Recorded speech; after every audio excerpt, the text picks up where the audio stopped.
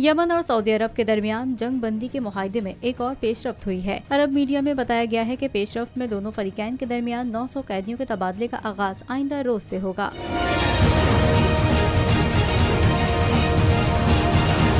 अरब media के मुताबिक अक्टूबर 2020 के बाद ये कैदियों का सबसे बड़ा तबादला होगा। वाज़ेह रहे कि इससे कबल यमन में जंग बंदी और अमन के लिए ओमान की सालसी में मुज़ाकरात कामयाब हो गए थे और दोनों फरीकैन ने जंग बंदी पर इत्तेफाक किया।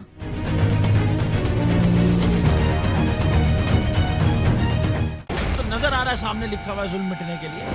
दो चीजों से मिटेगा भाई। एक, अदल की कुर्सी पे जो लोग बैठते हैं ना, वो अदल के हिसाब से फैसले करने लगे। दूसरा, कौम निकल खड़ी है उस जुल्म के खिलाफ, तो जुल्म खत्म हो जाएगा। या इन दोनों में से कोई एक चीज हो जाए या दोनों हो जाए। अगर 420 का मुकदमा था, उस वक्त अदलिया में जो लोग बैठे हुए केस देख रहे थे, वो पूछते ना यार चीट हुआ कौन है। जब उनको दिखता कोई चीट नहीं हुआ, केस खत्म कर देते। तो जालिम जुल्म कर ही नहीं पाता। 9 जजेस ने नोट बिफोर किया मेरे केस को यार, 1.5 साल चला।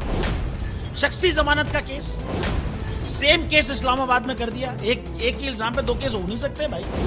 मतलब 60 दिन का वक्त होता है। 102 दिन के बाद मैं जीत गया, केस बरी हो गया।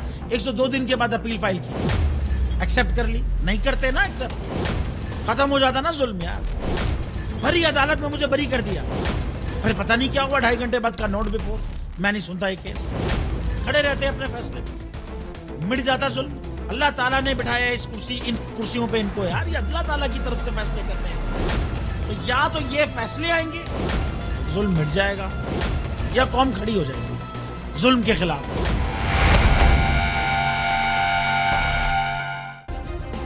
सब्सक्राइब करें और बेल दबाएं ताकि कोई खबर रह न जाए।